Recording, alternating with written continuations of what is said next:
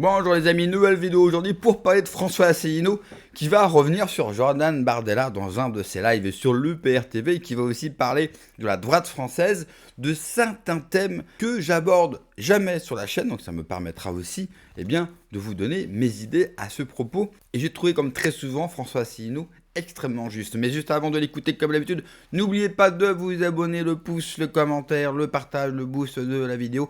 C'est le meilleur moyen de soutenir mon travail et la chaîne si vous aimez ce que je fais et c'est totalement gratuit. On l'écoute et on en parle juste après. On a une question polémique sans doute d'un électeur du Rassemblement national. Eh bien, je voudrais dire que d'abord, je crois qu'il rêve éveillé. Moi, je n'ai jamais vu Bardella mettre dans son programme qu'il allait procéder à la remigration. Ça n'existe pas. J'ai vu Bardella se rendre en Italie, je crois, c'était il y a 15 jours, 3 semaines, à une réunion des extrêmes droites européennes, où il a laissé dire et applaudir je crois que c'était un orateur italien d'extrême droite, qui a dit que nous allons procéder à la remigration, etc. Alors, je ne sais pas si Bardella a compris tout ce qui s'était dit, mais enfin, il a applaudi. Et donc, il a eu une couverture médiatique, je me rappelle, notamment dans la presse française de gauche, en disant, voilà, Bardella, c'est la remigration, etc., etc. Mais c'est une chose de dire ça, et c'est en est une autre de l'inscrire dans un programme. Et puis, qu'est-ce que ça veut dire, la remigration? La remigration de qui? De qui? La remigration de qui? De personnes d'origine africaine qui ont la nationalité française?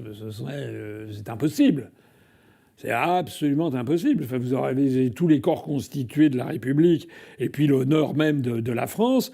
Vous ne pouvez pas retirer de la nationalité en fonction de quoi? De la couleur de la peau. Enfin là, alors là, pour le coup, c'est vraiment Adolf Hitler. Hein.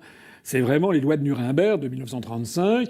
C'est vraiment enfin, ça, je ne peux même pas imaginer que ni lui ni Zemmour, parce que certains attribuent aussi à Zemmour cette idée de remigration, puissent envisager que des Français, au motif qu'ils seraient d'origine étrangère, africaine, asiatique, est-orientale, latino-américaine, ou Dieu sait où, moyen-orientale, et qui seraient naturalisés français depuis des années, puis on puisse leur retirer et leur dire de partir.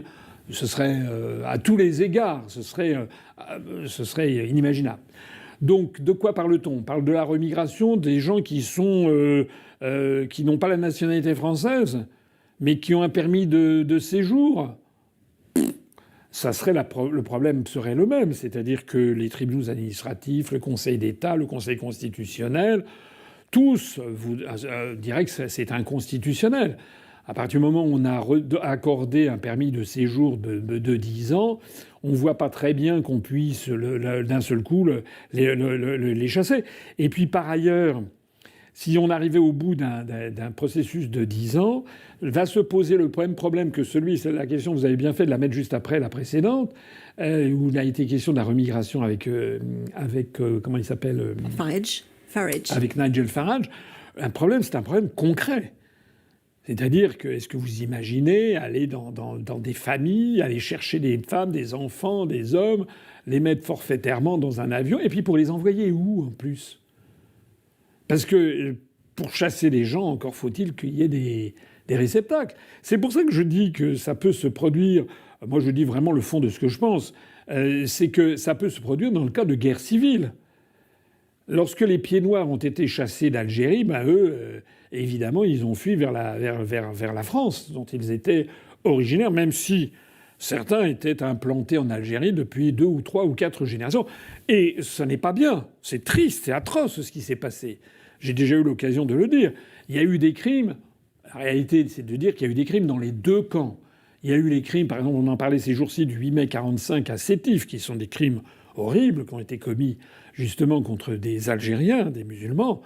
Il y a eu des crimes épouvantables qui ont été commis contre des colons, des pieds noirs, des occidentaux, des blancs, pour dire les choses brutalement, pendant la guerre d'Algérie.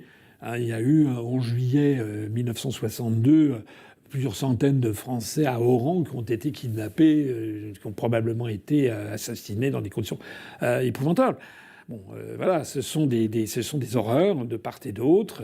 Voilà, c'est comme ça. Est-ce que c'est vraiment ce que l'on souhaite pour la France ? Moi, je ne le pense pas. Je ne le pense pas. Je pense que ce qu'il faut, c'est... J'ai déjà eu l'occasion de le dire, mais j'y reviendrai parce que j'ai pas épuisé. J'y reviendrai à la fin. Entre-temps, il y a quand même un autre problème, c'est que si on considère que les personnes sont là avec un droit de séjour, peut-être que la remigration ne vise peut-être qu'une troisième catégorie de personnes. C'est ce qu'on appelle les OQTF, les personnes qui ont une obligation de quitter le territoire français.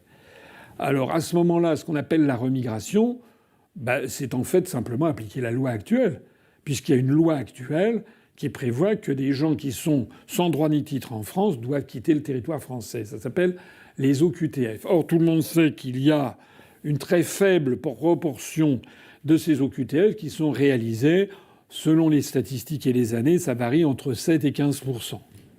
C'est-à-dire qu'il y a 85 à 90 % des personnes sans papier qui sont frappées d'une obligation de quitter le territoire français et qui ne sont pas expulsées. Pourquoi ne sont-elles pas expulsées ?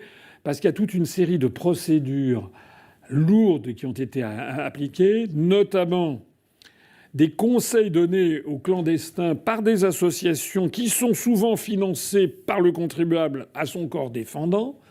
Je rappelle que pour ce qui nous concerne, nous considérons qu'il devrait être interdit par la loi le fait que des collectivités locales ou l'État financent des associations dont l'une des activités consiste à aider des personnes à contourner la loi. Ça me paraît quand même la règle, la normalité. Sinon, il ne faut plus qu'il y ait de loi. Sinon, c'est l'anarchie générale. Mais à partir du moment où il y a des lois, elles doivent être appliquées et en aucun cas des subventions doivent être données. C'est pareil pour la subvention donnée, par exemple, par le département des Pyrénées-Orientales ou par la mairie de Paris socialiste aux associations financées par Soros, le navire, je crois, Odyssée ou je sais pas quoi, qui allait chercher des migrants à quelques kilomètres des côtes de Libye pour les amener dans les ports en disant qu'ils avaient été ramassés en pleine mer. Ce sont en fait des passeurs. Bon. Donc tout ça, il y a là-dessus une confusion générale. Mais je rappelle que le problème de fond de l'immigration, c'est que le robinet n'est pas coupé. C'est que chaque année, la Commission européenne a fixé comme objectif de faire entrer 4 millions de migrants nouveaux par an dans l'espace Schengen. Il est là le problème. Donc, moi, ce que je dis, c'est pas nouveau, ça fait des semaines, des mois, des années que je le dis, c'est qu'il faut en toute chose, rester conforme au droit. Dans tous les sens. La loi doit protéger, mais elle peut aussi sanctionner. Et donc, j'estime qu'il devrait y avoir une loi qui interdise purement et simplement à l'État, à des ministères, ou à des établissements publics ou à des collectivités locales de financer des associations dont l'objectif est justement de contourner la loi. Premier point. Deuxièmement, la loi doit être appliquée. Et donc, sur l'affaire des OQTF, ça veut dire qu'il faut avoir une politique beaucoup plus réfléchie et ferme que ce qui a été décidé, et notamment qui nécessite d'avoir des contacts étroits avec les pays émetteurs, comme on dit, des pays d'où viennent les immigrés, pour essayer de leur faire accepter le retour de leurs nationaux. Ce qui n'est pas évident, puisque lorsque vous arrêtez quelqu'un qui est sans papier, en règle générale conseillé par les associations dont je viens de parler, en règle générale, ils se sont organisés pour détruire tous leurs papiers et pour faire semblant de ne jamais comprendre ce qu'on leur demande. Ou si éventuellement on leur met un traducteur, pour rester muets comme des carpes quand on leur demande quel est leur pays d'origine. Donc il est évident que s'il y a une personne dont vous ne savez pas si elle est originaire du Maroc, d'Algérie, de Tunisie, de Libye, ou bien si elle est originaire du Sénégal, du Mali, du Niger ou du Burkina Faso, ou bien si elle est originaire de Libye, de Jordanie, de Turquie, du Kurdistan, etc., comment vous faites pour faire exécuter le truc ? Ça nécessite d'avoir de bonnes relations diplomatiques avec tous ces pays émetteurs. Ce que M. Retailleau n'a pas compris. Parce qu'en prenant de front un pays comme l'Algérie, en tenant les propos qu'il a tenus, il est arrivé à quoi ? Il est arrivé À moins que rien. Il n'arrive à rien. Parce que les gens qui vous parlent de rémigration et qui vous parlent d'émigration le matin, le midi et le soir, d'ailleurs, la droite française, et souvent la droite me reproche de ne pas parler d'immigration sur ma chaîne, de ne pas parler de rémigration sur ma chaîne, et vous le savez, je n'en ai jamais parlé. Pour moi, c'est un non-sujet. Je m'explique. Vous savez, l'immigration, ça se règle par de la volonté politique. Juste de la volonté politique, parce que c'est du bon sens. Prenez le cas du Salvador, pour le coup, qui est un exemple contemporain et récent. Un mec arrive au pouvoir, dans le pays le plus violent au monde, il y a un mort toutes les 20 minutes par balle dans son pays, un homicide par balle. C'est-à-dire que le matin, le midi, le soir, vous pouvez prendre une balle dans la rue à n'importe quel moment dans des règlements de compte de narcos. L'économie était donc à l'arrêt et les gens ne pouvaient plus vivre tout simplement. Et ils décident par simple volonté politique, ils disent maintenant ça suffit, on va sortir de l'état de droit et nous allons tous les mettre en prison et nous allons utiliser l'armée pour cela. Et il l'a fait. Non seulement il l'a fait par volonté politique, et en plus cela a marché. Ce qu'il a fait n'est pas une politique de droite, une politique de gauche.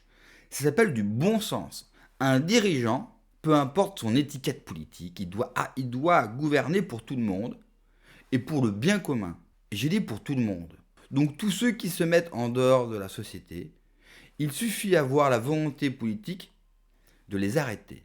Pour l'immigration, c'est la même chose. Nous n'avons pas besoin aujourd'hui d'immigration et il y a beaucoup trop de gens qui viennent chez nous. Et beaucoup trop de gens qui n'ont pas de boulot. Et tout ça est corrélé. Donc si vous décidez demain d'arrêter cela, eh bien vous allez l'arrêter. Et croire que vous allez rémigrer toutes les personnes d'origine étrangère, c'est du rêve. Quand vous regardez Bardella, Retailleau, Éric Zemmour, vous les voyez, vous, avec l'étoffe de gens capables de mettre la rémigration. Faut être sérieux 5 minutes. Donc pour moi, c'est un non-sujet. Parce que ça, il suffit que vous le décidez et vous réglez le problème. D'ailleurs, la France, sous le général de Gaulle, il y avait par jour 2 à 3 avions qui décollaient pour envoyer les gens chez eux. Par jour. Par simple décret du préfet. Le préfet dit renvoyez-moi tout ça, terminé. De la volonté politique. Et j'ajouterai une chose. Si vous commencez à aller chercher les gens chez eux pour les virer et les mettre dans un avion, vous pensez vraiment que les Français ils vont accepter cela? Jamais de la vie. On n'est pas allemands, nous. On est Français. Avec nos qualités, avec nos défauts, mais on est Français. Donc promettre quelque chose qui n'arrivera jamais et qui n'est pas possible de mettre en place, hormis, et François Asselineau lui très bien, hormis avoir une guerre civile. Et puis, vous savez, c'est comme pour les souverainistes qui pensent que juste le Frexit suffira. À droite, on vire l'immigration et ça suffira à ce que la France aille mieux. Là encore, on vit dans des fantasmes. Les problèmes français, les maux français sont bien plus profonds que juste des actes, des projets ou de la volonté politique. Ça demandera un processus sur le temps long qui dépasse tous les clivages politique. Merci d'avoir regardé la vidéo les amis, n'oubliez pas comme d'habitude de vous abonner, le pouce, le commentaire, le partage, le boost de la vidéo. Prenez soin de vous, que Dieu vous protège. Allez, ciao.